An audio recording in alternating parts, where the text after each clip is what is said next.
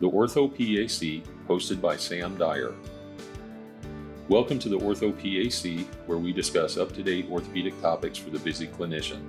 I invite you to sit back and relax as I attempt to fill in the gaps between education, current events, and real-world practice. Today is my privilege to welcome Lisa Schock, where we talk about contracts and negotiations. Dr. Schock is a PA who also has a doctorate in public health policy from UNC. Lisa is involved in quite a bit of administrative and clinical roles in leadership, and I was hoping you could give us some background. Just tell us about yourself and how you became a PA. Sure. Thanks. And thanks for the opportunity to participate here today. I was actually a clinical researcher before I was a PA. I started in biochemistry and then kind of migrated over to pediatric rheumatology and immunology at UNC, and then was fortunate to attend Duke for my PA training, and have spent the greater part of the last couple decades in rural primary care in North Carolina. And even though I have a day job that is highly administrative, I still do clinically practice in my little town that I fell in love with as a PA student. To keep my other clinical knives sharp, I take as needed shifts in urgent care. By day, I am a healthcare leader and administrator. I am currently in a role with a global company where I am rolling out digital primary care with a digital front door first, working to improve access to care. For our listeners, as you probably have already learned, Lisa is a PA but doesn't do orthopedics. But I wanted to have her because of her wealth of experience. Lisa, I found out about you through Laura Gersner. Laura is going to be on an upcoming podcast for students and new PAs, etc. But I asked her about contracts, and she says, "Oh, you need to talk to Lisa Schock." And I said, "Okay, well, let's do that."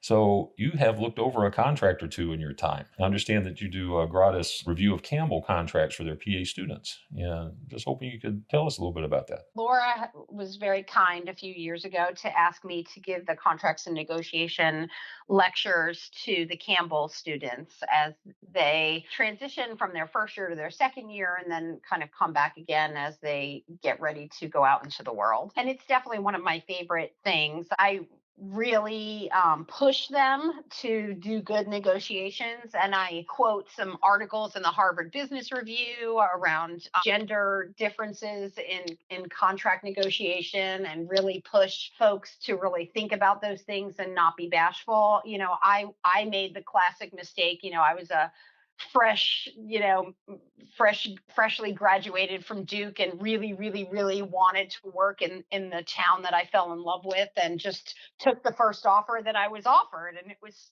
stupid.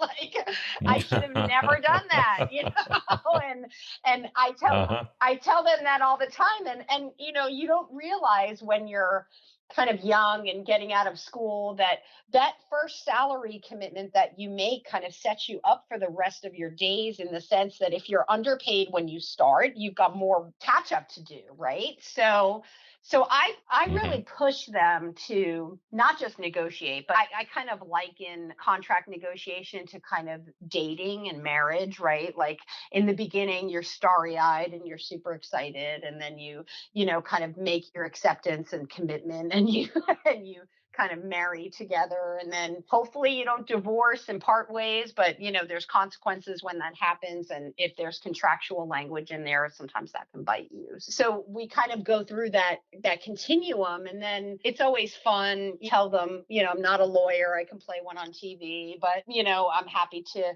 give you advice on a contract if your first one getting out. Hmm. So I can always tell when the Campbell kids are getting out and getting ready to go into the world, because I'll get a little wave of stuff Uh-huh. in my inbox, and then a couple months later I'll get another wave. But it's been really fun over the years, and I would like to think that it's been helpful.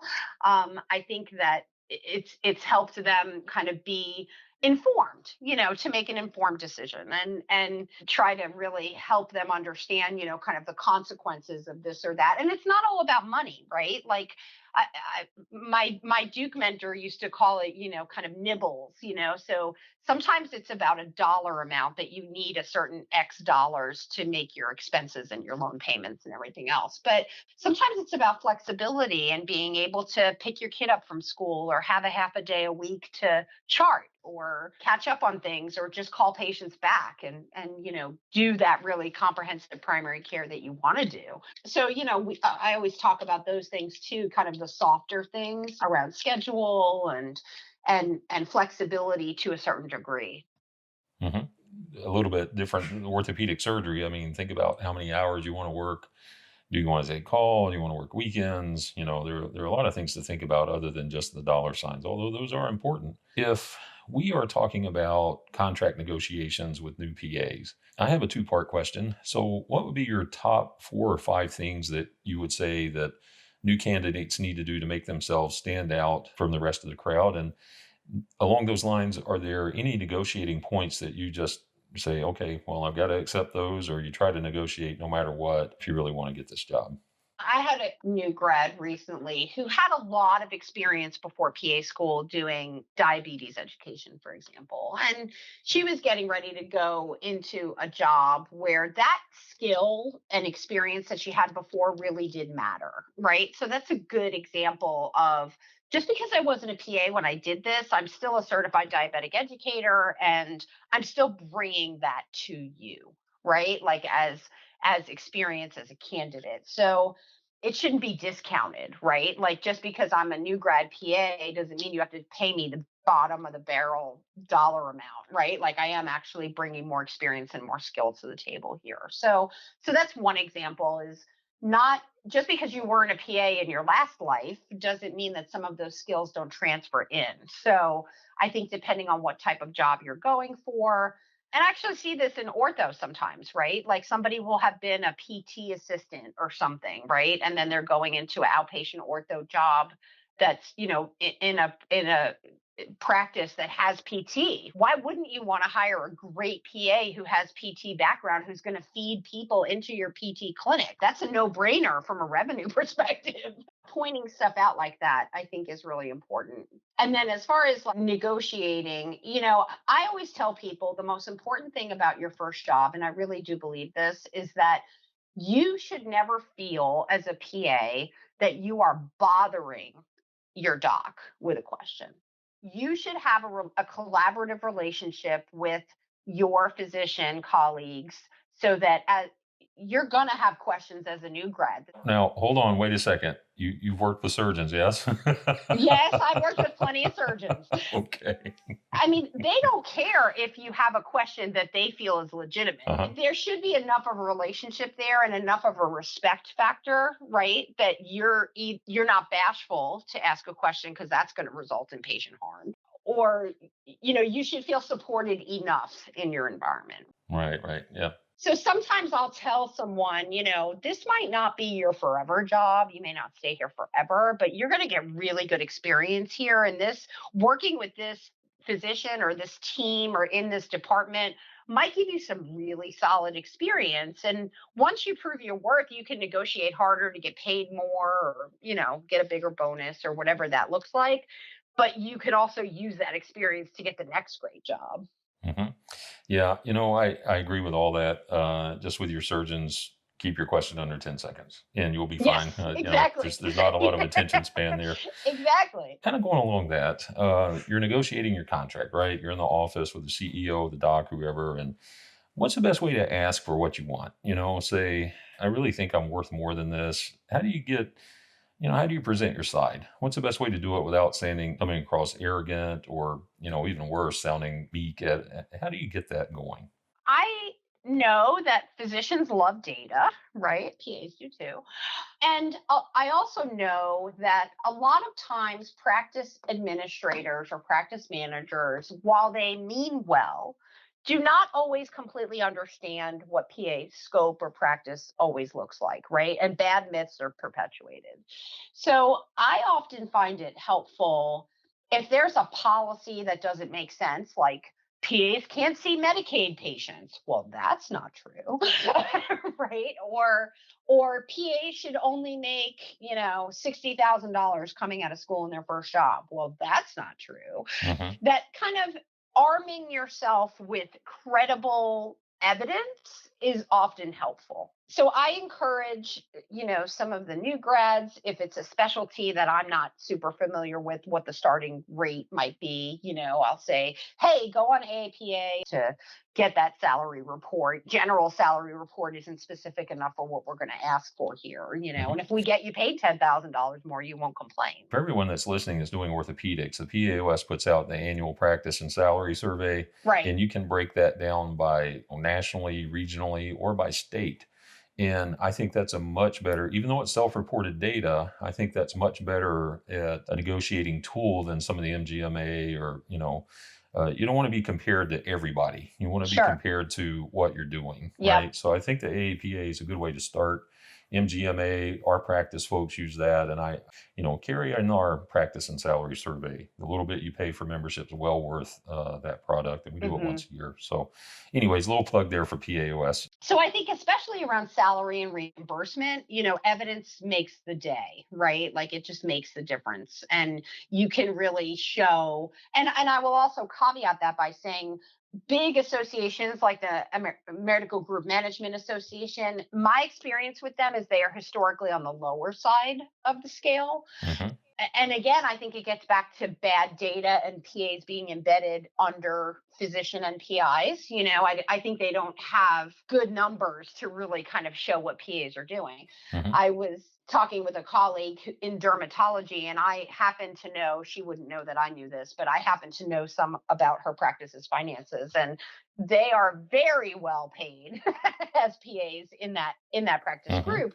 And clearly the physicians that own that practice are cognizant of the revenue and the value that the PAs are bringing to their overall business. So I encourage people to begin those conversations with really credible evidence, and do your homework before you go in. What about, we talked about kind of leaning toward new grads, the COVID environment and the job market being not as great as it was, say, a year ago. What about someone who is like in your first job wanting to switch and go to a different specialty, or someone who got furloughed or laid off and they're, looking for a job? What advice would you tell them in this market where the numbers are not great? It's an employer's market. What would you tell them? And I have to be honest with you, Sam, I was really sad and disappointed about the number of PAs that I was seeing on the huddle and in some of the other forums and online boards that I follow about how many people were getting cut. Right, with COVID, right? Like the default was, oh, let's just cut the PAs. Right? So I have had a few colleagues, reach out to me with exactly those questions, and I think I have a kind of a few sub sayings, and one of them is it's always better to be wanted than wanting, right? Hmm. So it's when you're looking for a job and you're not finding something quickly and it feels like it takes forever, it's a slog, and having been on the other side, hiring nationally for lots of different roles, not PA clinical, but other things, it's 3 seconds that a recruiter looks at your stuff. So my advice to my colleagues is always get out there and get out there broadly and deeply as best you can. And just know that, to get past the HR robot can be challenging. And the good thing that you have going is you have experience, highlight your experience, highlight for my Duke colleagues. I'm like, you went to the top program in the country, put that out there, Hmm. get out there and be proud of that. And, underline that, write the cover letter. That's the other thing. A lot of these online things will say cover letter optional, but I have found even in my own journey, trying to get an urgent care hustle after I finished my doctorate, Hmm. I needed to underline to the recruiter why they should pull my CV out of the pile. So in that cover letter, bulleting out, really simply, I have X experience in this specialty, you're hiring for that, right? Like mirroring that language back so that again, when either the robot is reading it or the human is reading it, they're like, oh, that's a match. Let's move them to the next level. Hmm. And do not underestimate the value of connections, right? Like most jobs are gotten because you know somebody or heard of somebody working somewhere. LinkedIn, work that network. If there's a hospital system you want to work in, get in there. Figure out who in your network is working there. Send those folks a little note and say, "Hey, I've applied." Typically my style is get your application in with HR and then start working your contact list Hmm. so that if you get a bite on your connection side, you can say, "Well, I've already applied. Can you put in a good word for me?" And then that might help you advance. Right. Okay. Good stuff, Lisa. Thank you so much. Before we wrap it up, is there anything that you could recommend? Any resources, articles, or anything that I forgot to ask you that we should add for those folks that are, looking to negotiate contracts, looking for a position? Yeah, I would say definitely connect to me on LinkedIn. There are a few HR influencers and talent folks that I follow there and who are fun to read their articles and just kind of learn a little bit more about negotiation and the job market and the trends. Telemedicine, I think, is here to stay in a bigger way, thanks to COVID. So I think that targeting and maybe even being multi-licensed, if you want to do telehealth, getting licensed in more than one state is probably a good idea and worth the money to do that because it broadens your ability to work for some of the virtual companies who might be having presence in 5 or 6 states instead of just one. Well, that's great, and thank you so much for everything, Lisa, for coming on today and helping us understand more about contract negotiations and how to make yourself a outstanding candidate for that new job. Thanks so much for the opportunity. Thank you for joining the orthoPAC podcast. Physician Assistants in Orthopedic Surgery is a professional organization dedicated to providing common direction for PAs in orthopedics. Learn more about membership at paos.org.